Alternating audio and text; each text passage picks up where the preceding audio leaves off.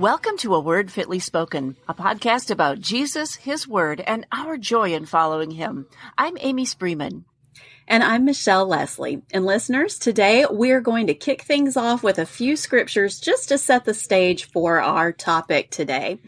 Proverbs 15:13 says, "A glad heart makes a cheerful face, but by sorrow of heart the spirit is crushed." Proverbs 17:22 says, "A joyful heart is good medicine, but a crushed spirit dries up the bones." And Ecclesiastes 3:1 and 4, "For everything there is a season and a time for every matter under heaven, a time to weep and a time to laugh." Oh, I love those. Thanks, Michelle. Well, today, ladies, we're talking about joy, laughter, cheerfulness, and humor in the church and in the Christian life. And in just a moment, we're going to introduce you to our friend, Pastor Keith Foskey. And you might know Keith as the creator of those really funny videos with titles like If They Were Churches and Denominational Meetings, where Keith uses his unique humor to compare the differences between various denominations and churches. And it's a great way to get us to laugh at ourselves and not take our differences too seriously. For example, he's got titles like If Star Wars Characters Were Churches and If Princess Bride Characters Were Churches, and the denominations throw a Super Bowl party, one of my favorites. That's right. And you really kind of have to watch the videos to get the full effect. But let's listen in to If Churches Made Survival Buckets. What would Baptists, Methodists, Presbyterians, and other churches pack into a prepper survival bucket? Well, let's find out. Everyone needs to be prepared in a crisis. So at Generic Baptist Church, we have created a survival bucket with a Baptist needs in mind. A family of 4 will have a 72-hour supply of easily reheatable 9x13 casseroles, fried chicken, and several types of delicious desserts. We have also included a copy of Rick Warren's new book, The Purpose-Driven Survivalist. At Big Eva Multiplex Megachurch and Mini Mall, we provide each of our tithing members an emergency support bucket to sustain you in a crisis. It includes a 2-week supply of instant cappuccino packaged at our in-house coffee bar, Jehovah Java. It also has protein bars specifically formulated by our on-staff fitness coaches and a signed copy of our lead pastor's new book, God's Got This. Also remember that during a crisis, all of our 9 campuses will be open to those of you who have reached our minimum giving threshold, which is indicated on your membership badge. At Open Minds Methodist, we know there may come a day when you need to sustain yourself and your family during a crisis. And while we think everyone should place their ultimate trust in the government to care for us, we have created a survival bucket for those of you who can't just let go and let gov. Our bucket contains a day's worth of freeze-dried soy burgers, some gluten-free buns, vegan cookies with rainbow sprinkles, of course, and we also put in a coexist bumper sticker and a name tag where you can display your personal pronouns. Because even during the apocalypse, there is no excuse for misgendering someone. At Superior Theology Presbyterian Church, our buckets have everything needed to sustain you for at least 2 weeks. In it, we have a box of high-quality cigars, a bottle of Scotch whiskey, and a copy of Calvin's Institutes, along with the Westminster Standards. We also include several boxes of the ammunition of your choice. We have everything from 5.56 all the way down to 9mm. Our buckets have zero nutritional value, but at least you'll be safe and happy. And because we love our Reformed Baptist brothers, you can order a version of this bucket which replaces the Westminster with the 1689 Confession of Faith. But everything else is the same, because that's the way you all seem to like it. At Seventh Sign Dispensational Rapture Ready Church, we know a terrible crisis is coming, but we also know that we won't be here for it. So we have created the Left Behind bucket. This bucket isn't to be used by you, but for you to show love to your unsaved friends and family. It includes a 7-year supply of freeze-dried food pellets and water purification tablets, along with all of the Tim LaHaye books, Kirk Cameron movies, and John Hagee charts to help them navigate their time in the Great Tribulation. If you love someone who isn't rapture ready, be sure to get them a Left Behind survival bucket. At Old World Mennonite Church, we don't use buckets for survival. We use them to feed the animals on our farms, where we grow, harvest, preserve, and prepare all of our own food. In the morning, Jedediah feeds the chickens and Jacob plows. Other buckets get you through a few days to a few weeks, but being a Mennonite means you're prepared for life. We don't call it prepping. We call it living. Well, you can't see this, but Keith has a different outfit for each of the denominations he's portraying. I love those. Everything from bow ties to skinny jeans and hoodies and those kind of things. Those videos are going to put a smile on your face for sure. But that's not all Keith does. He's also a husband, a father, pastor, teacher, and podcaster. With that, let's welcome Keith Foskey. Keith, why don't you tell us a little bit about yourself and what you do? Thank you, Amy and Michelle, for having me on today. Again, my name is Keith Foskey, and I'm the pastor of Sovereign Grace Family Church, which is a Reformed Baptist church in Jacksonville, Florida. I've been the pastor going on 17 years at the same church, and it's actually the same church I grew up in. So it's kind of a long story of how I got to where I am, because it's very odd to be. I've never been a member of another church. Wow. So I love our church. I love the people, and my wife and I serve there and have served there. We've been married for 24 years. We have 6 children, and we enjoy being in the ministry together. And she's not a pastor. That sounded really weird, like the word ministry. We gotcha. She's in ministry as my wife, and serves alongside of me in that role. And the denominations videos, the humor videos actually started as kind of a goof. My wife and I really enjoy laughter. We really enjoy comedy. We actually watch a lot of stand-up comedy together, dry bar comedy, things like that. And about a year ago now, we've had our podcast for a while. I have a podcast called Conversations with a Calvinist, and we've had that for about three years. And we were trying to just think of ways that we might be able to help promote the podcast. And we noticed the short videos became very popular with TikTok, and things like that began to be promoting these little 60-second or 90-second videos. And so she said, wouldn't it be funny if all the denominations got together and had a meeting? And we said, okay, well, how would we do that? And I said, well, I'll just be each one, and I'll dress up as different ones. So I wore a bow tie for the Presbyterian. I've never worn skinny jeans. They never see me from the waist down. I'm just imagining. Anyway. But I do have, my Flowerty shirt, which is my ode to Rick Warren. That's Big Eva. I've got my, my pink polo, that's my United Methodist. And it just so happens last night I was invited to debate a United Methodist on the subject of baptism, infant baptism versus credo baptism. And I asked, can I wear my pink polo if I do the debate with the Methodist? So did you do the voice too? Oh, well, not yet. Are you going to? Well, maybe. So, like I said, so it all started as an accident. I made this one video. I posted it.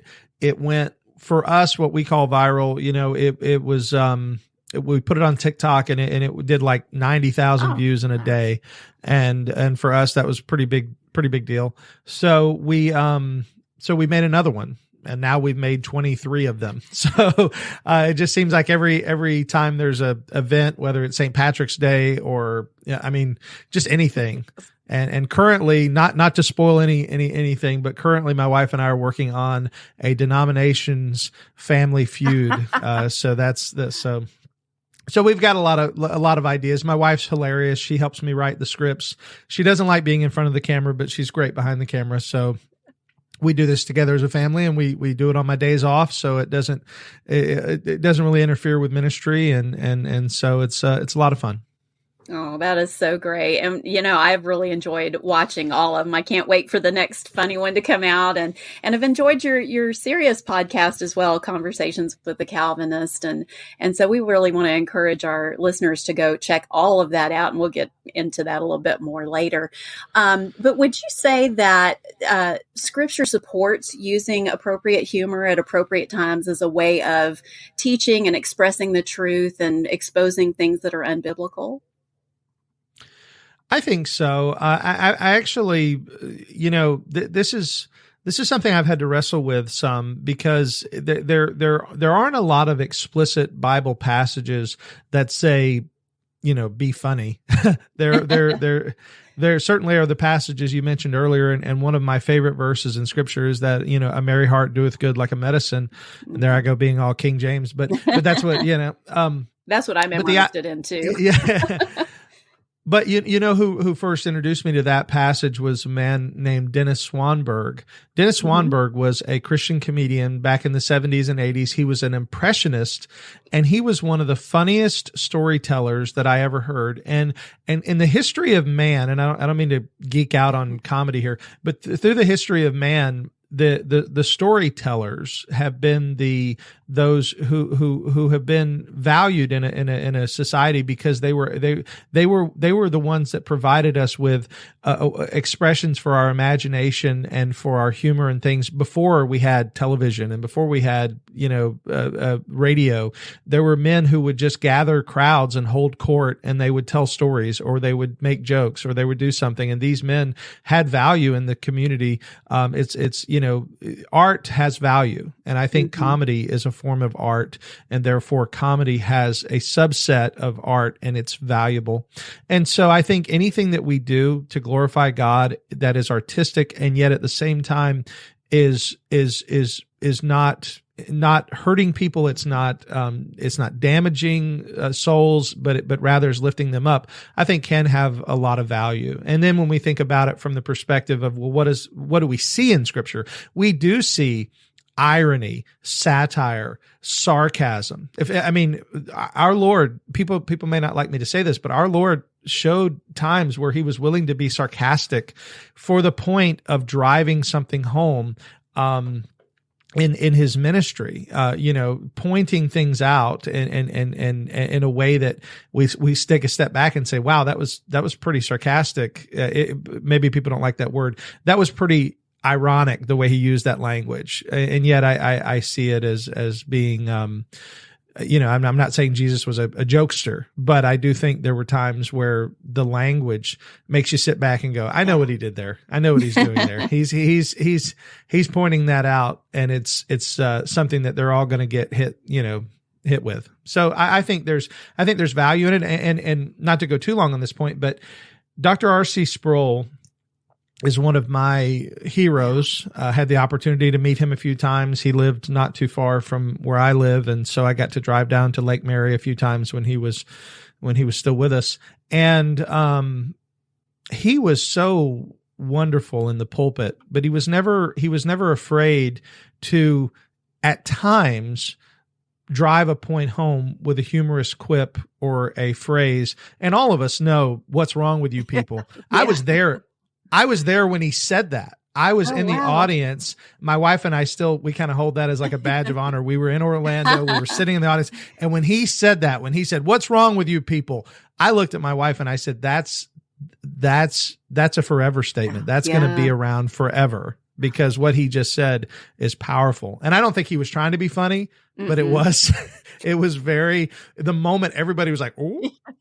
Yeah. I think he was deadly serious at that moment. Absolutely. He was really rebuking people for taking things too lightly at that moment. And so there's definitely, times when humor is not appropriate.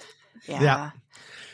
So like I said, that was, that's my thoughts on it. I don't think that the Bible forbids it. I think that the Bible gives us examples of it, and therefore I think it's fair game. Yeah, you touched on a few things I wanted to ask you about.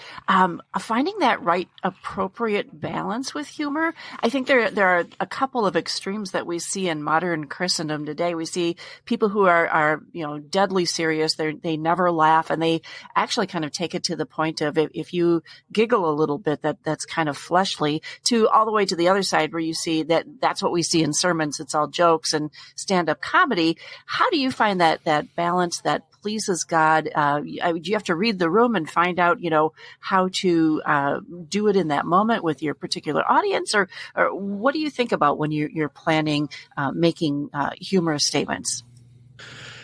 In general, I think that men tend to be men, and this is in general, we tend to be people who fall into one of two ditches. And we talk about this in our church a lot. There's, in almost every issue, there are two ditches. There's the extreme on one side and there's the extreme on the other side. And the extreme ditch on one side is the guy who wants to be, a stand-up comic. And so he trains himself to everything he says is funny. And then when you're listening to him, you're not hearing a sober call to repentance or faith. You're hearing a guy who's making jokes for 30 minutes, and that's not a sermon. And then on the other side, you have those who are so sober-minded that they are never in any way able to lift the hearts of the people through a lighthearted statement. And so I think you have two wildly divergent extremes. And I'll tell you this: I don't try to joke in the pulpit. I don't consider the pulpit a place for comedy. But there are times, because I know our people. I've been the pastor at the church for 17 years. And most of the people in the church, I've either sat at their table or they've sat at my table.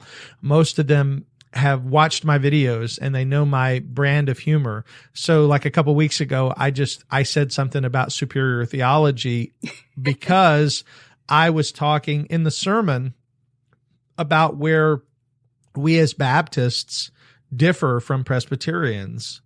And I said, but they have superior theology, so they're okay. And a few people went, ha, I know that was a call, that was referencing your videos, but I don't go into the pulpit dressed in a bow tie and, I do wear bow ties, but not for the purpose of pretending. But yeah, in that moment, it was very much a callback to something that a few people would think was funny. But that wasn't the point of the message or even the point of the statement. It was just a little thing that I threw in because people know what it is. And so, so like I said, and I don't plan that. I don't write in my notes, oh, be funny here, because that's not what I'm there to do. So, yeah. Well, it sounds like you found that sweet spot, that good balance between, being sober-minded, like we're called to be sober-minded, especially pastors when they're preaching and teaching the word. And then, not being so straight-laced that you're not totally relatable to the people that you're talking to, because that humor is just a part of our lives, at least for most of us. And I think that really helps at times in a sermon to, sometimes it even helps draw your attention back to where it ought to be if your attention has wandered from the point. So that can be a really good balance. Is your church supportive of your videos and your use of humor in your videos? And then also, how have your viewers have responded to your videos? I would say the church is really supportive. When I first started, there were a few people that had some real like side eye with it. They were like, okay, you're dressing up in different outfits. You're playing with a cigar. One video, I'm holding a bottle of Jack Daniels, but it was part of the bit. And so I have had a few people do this, but one guy, I'll tell you a story. This is probably the best example of how this has all worked out. One of our deacons in a deacon meeting, he said, the other day I was, he's a construction guy. So he said, the other day I was on a construction site and I was talking to another man and he said, what church, they were talking about church. He said, well, what church do you go to?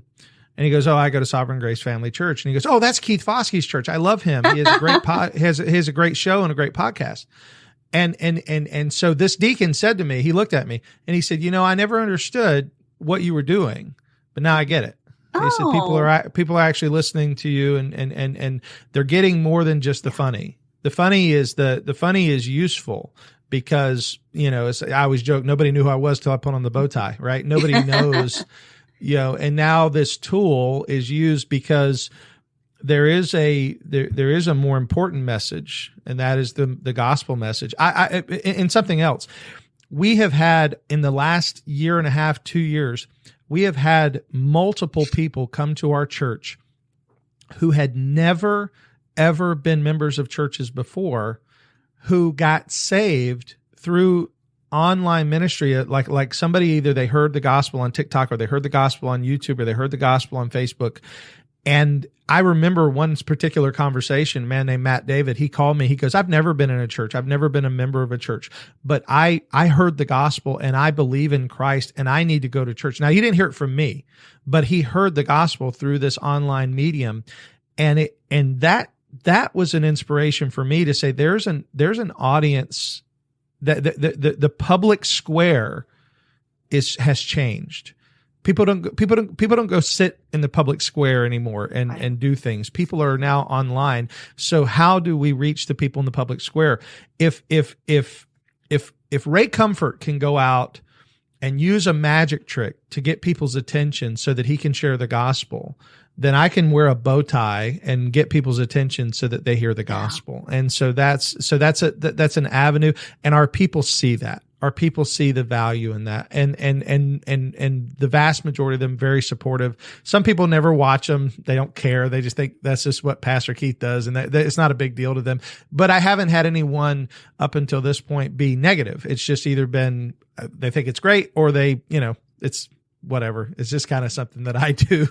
And as far as the response, very, very positive response. Another reason why I enjoy doing it is because I do get a lot of nice emails, a lot of comments. And one funny response that I never would have expected is I have now had at least 3 to 4 pastors reach out to me for pastoral counseling.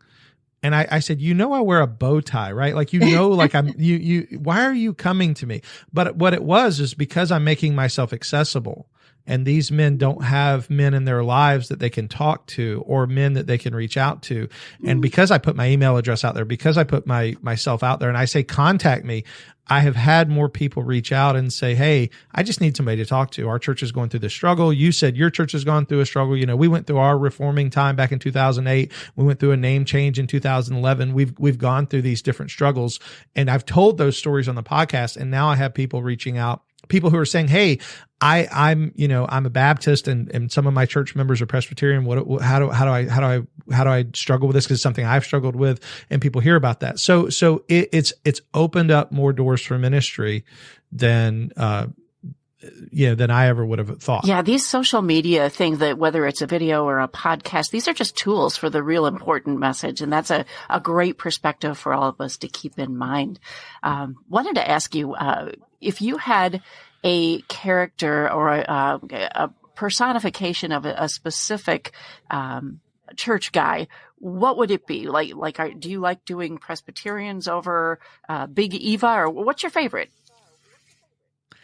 My favorite to write is the Presbyterian because he is a cross between all the Presbyterians I know who are very proud of what they know, and I love them. And so that I don't mean to, that's not in a way to be a shot, but everybody thinks, like, everybody says, oh, you're Presbyterian. No, I'm not. I'm pretending to be all the guys that I know who are very, very, very proud of the Westminster Confession and and again, as well they should be. They, obviously, and I've said this on my podcast, the Presbyterians have one of the highest standards for pastoral ministry as far as training and expectation of education.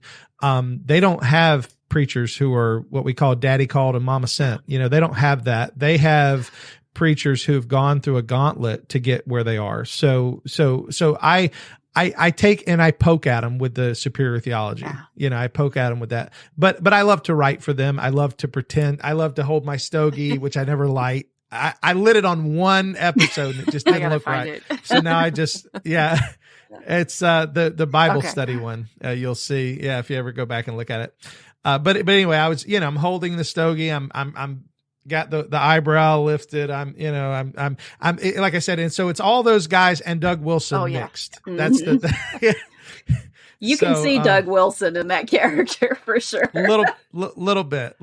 So, and which is a poke too, because a lot of my PCA friends don't really like Doug. So that makes it better. Yeah. A lot of those guys give him a hard time. I really like when you do the Big Eva. That was kind of my background before the Lord opened my eyes to what I should be discerning. But I think you nailed that one pretty good. It's pretty funny. Well, Big Eva is probably the one that's the most fun to find stuff for, because Big Eva, I mean, everything I've ever said in a video is based on some form of reality, whether it's driving a motorcycle onto the pulpit, zip lining into the, all of these things happen. I don't have to write anything. I just have to look it up. And yeah, for real. Yeah. Yeah, if you really love Jesus, you will do a Big Eva character. That's for sure. Well, it sounds like you've gotten a really pretty good response to the videos and to using humor and all that. But I know that any of us who are in any sort of public ministry, it's not all a bed of roses, with the response to what we do. And, over the years, I've encountered a few mainly Reformed Christians who don't seem to think that humor is ever appropriate, and they've scolded me even. I don't even make humorous videos or anything like that, but they've scolded me for making even the mildest of jokes. Have you ever received any criticism like that, or people telling you that it's unchristlike to make fun of other denominations and churches, that it's slanderous and scoffing and mocking and unkind and all that? And if you have, how do you respond to that accusation? I have had some negative emails. I've had some, as I said, I put myself out there, so I open myself up to receiving emails and comments. And we have a Facebook page, Conversations with a Calvinist, and we invite people to join and be part of it. It's a conversation. People can get on and talk as long as they're not ugly or using foul language. They're pretty much allowed to get on and engage. I'll say a couple things. I did have one person accuse me of wasting my time, because they say, you spend all this time on social media, you spend all this time on making videos, you ought to be visiting the sick, you ought to be, studying or whatever. And my response to that one was, you're really not familiar with my schedule and how I manage my life, but my full-time life is ministry. And part of my ministry is making content for online. And my elders see that, they recognize that. And so I do manage my time in a way that I feel like is God honoring. And I stay up very late at night, and I try to get up as early as I can in the morning so that I can have those times to do that. And as I said, on my days off, I'm usually making videos with my family. My kids get into it. My son loves to make videos, so we do it together. And so, that's one thing, that's one piece of criticism I've received. And another thing, it's funny, you asked about humor. I guess I should stick with that. I get criticized for several things. I've been criticized for being, I'm a person who struggles with my weight, and I've had a lot of people criticize me for that. And that's something that I try not to talk about a lot, but it is something that I've had to deal with as far as my own self and the how I eat and how I diet and how I exercise and go to the gym and things like that. And I teach karate, and I've taught karate for 30 years. People don't know that, and they see me and, oh, you're just lazy and slothful because you're overweight or whatever. There are all kinds of things. So those are some criticisms that I've had to deal with. I will rarely get people who say, you shouldn't try to be funny, because, I point back at them. I say, even Paul Washer, as stoic as he can be, will throw out a quip every once in a while. I remember the time he was at Grace Community, and he did a callback to his, I don't know why you're clapping, I'm talking about you. And because we all know that from the youth message that he did years ago. Well, he was at the pastors or the shepherds conference, and he was talking about ministers, and they clapped, and he goes, I don't know why you're clapping, I'm talking about, and everybody died laughing. It was like almost you had to stop the sermon because he made this great callback to his own statement. So Very rarely will I find somebody who says, you're not allowed to be funny. Now, I have had people who I was great until I made fun of them. Yeah. I had one person specifically, I'll never forget this, because I was really trying to be kind to this person because they seemed like they had a very sensitive soul. And so they were contacting me and they were thanking me for my ministry and for the humor and blah, blah, blah. Well, I would message them back and say, thank you for the encouragement. Well, I made a joke about Bill Johnson of Bethel. And all I said, if I remember right, was I didn't say anything. I said something about the fact that he was wearing glasses and if he could really heal. It was such an innocuous, like if you're really a faith healer, you shouldn't have a splint on your finger, something like that. Right. This person lost their mind. Oh. I got like a 4-page email outline of how terrible I was and how dare I strike a saint of God like Bill Johnson. And Pastor Bill Johnson would never say evil about me, but I'm saying evil about him. And Pastor Bill Johnson would never do this, but I did this. And I was like, okay. I wrote him back. I said, you realize this guy's a heretic, right? You realize this guy's, you're calling him Pastor Bill Johnson. You realize this guy is literally teaching theology that is unbiblical, hell inducing, or pointing people to hell. You realize it's a dangerous man that you're defending. And then it was over. Yeah. Then they had nothing else to do with me. They blocked me and everything. And I was like, okay. Yeah. So if you're going to, and I've had people defend United Methodists. We're not all that way. And I say, I know that's that's the reality though, is the people who are in charge are making you all look bad. Yeah. So, this is, I think up here in Wisconsin, people like to think that just from movies, the teen movies where people go out and tip over cows, cow tipping. We don't really do that up here, but I like to think that we Michelle and I like to do a little sacred cow tipping once in a while. And the reaction is the same. We just hope though that people's eyes will be opened by the Lord when they are following false teachers. And we do have to talk about that from time to time. Sometimes if we use humor, sometimes people aren't happy with that. There are people who are really good at doing that, but we just, the hope is that whether you're using humor or you're dead serious, that people's eyes will be open to the truth if they are following deadly dangerous teachings. Amen. Yeah. Well, Keith, from time to time, we hear from followers that are in good, doctrinally sound Reformed churches, probably a lot like yours, but there's a little bit of difference that they say that their congregations are cold and it's impossible to develop close-knit relationships with others and things of this nature. And these women they're just lonely and friendless right there in their own churches. So we wanted to just ask, why do you think, as a pastor, why do you think that is? Is there anything that can be done about it? And could appropriate humor at appropriate times be one of the factors that helps bring a little warmth into these congregations? Yeah. And boy, this is, this could take another half hour, so I'll try not to, but because now, when we get into the subject of pastoral ministry and congregational fellowship, we're really diving into an area that goes beyond humor, and it goes into the area of genuinely trying to develop relationships with people. And one of the ways that you develop relationships with people is you try to create an atmosphere of trust where you have the ability to be honest with people in a way that they know that they're loved and they know that they can trust you, and not that you'll never make a mistake and not that you'll never fail, but that your intentions and your motivations are for their good.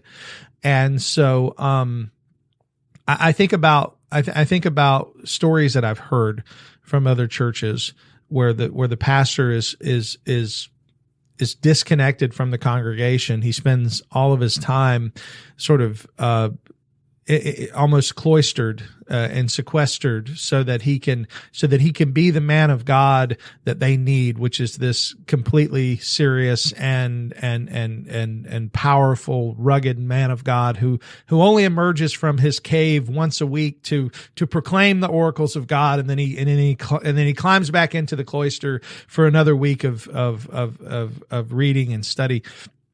And that's great if that's what people are looking for, but I have found that people want a pastor who will come and sit at their table, who will hug them, who will love them, who will watch their home movies and laugh with them, and have real relationships. And I do believe real relationships are what you're talking about, because real relationships, they do involve more than humor, but they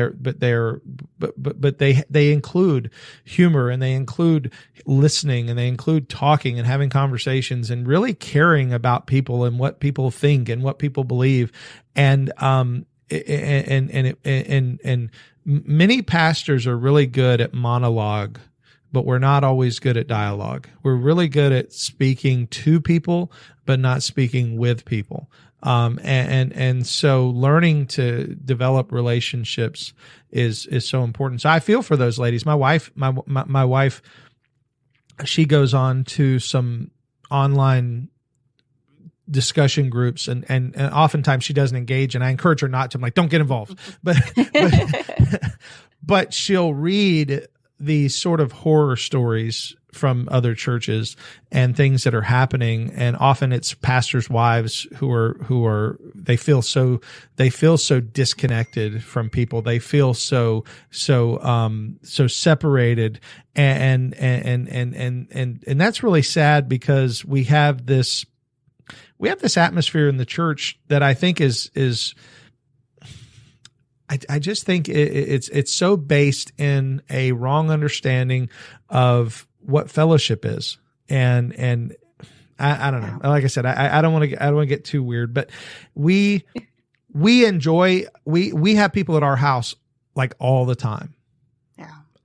We want to have people over. We had a back porch built on our house so that people could come over and we could have cookouts and we could have things, because we want people to see that our kitchen isn't always clean. We want people to see that our house isn't always, we have 6 kids. Only one of them's moved out so far, and that's my son who lives in Germany. He's in the Air Force. All the rest of my kids live at home, and we don't live in a museum. And so, those are things that I think are valuable. And if somebody's struggling in a church for fellowship, if somebody's struggling, if they feel disconnected, one of the first things I tell people to do is show up early and leave late. Because those are 2 ways to get to know people. The worst things that I see, and I remember visiting a church. My wife and I visited a church in the mountains one time, because we always go to a church. If I'm off on a Sunday, we'll go to another church, and we were in the mountains and we went to a church. Church started at 11 o'clock. It ended at 12. And by 12:02, everybody was gone. Okay. We were standing in the sanctuary going, like, where did everybody go? And the person who had preached, it was a guest pastor that day. He said, yeah, they went home. I said, so they don't spend time together? They come together and worship. They don't spend any time together. So that for me, I think, is a big deal. And so, yes, humor is important, but also just the desire. I don't leave church for an hour at least after service every Sunday. I'm there, because I'm just sitting around talking to people. We're talking about what's going on with the church, what's going on, what I preached about, whatever. And my family knows. My kids, it's like, might as well just find something to do, because we're not going anywhere. Make it a day, because dad's talking, and ours is like that as well. You don't leave right after unless you have something going on, but everybody just hangs around, and that's how you get to know each other. So yeah, Keith, it's been so great to have you on the show today. As we wrap it up, is there anything else that you'd like to share with the listeners that we haven't asked you about? Well, I just ask for just continued prayer for our ministry, as you know, what people see online is the fun stuff, but ministry is still hard. Ministry is still difficult. We have people in our church that are grieving, and I'm seeking to minister in their grief. We have struggles just like every other church has struggles. And there are times where those struggles are really hard. And so, just ask if people are praying for ministries to pray for ours, pray for Sovereign Grace Family Church. We have an academy, which is a 2-year ministry training program. It can be done online. So if anybody's interested in wanting to be a part of that, it's not accredited, but it is based on the same seminary training that I received when I was in seminary. So they can come and they can do it for free, and it's all online and it's available. And we want to make that available to people at sovereigngraceacademy.org if people are interested in that. So those are just some things I would ask for. We absolutely will pray for you. Yeah, absolutely. And, you're doing so many different things, and I know you're extremely busy at ministering. You're putting out such great content that is reaching so many people.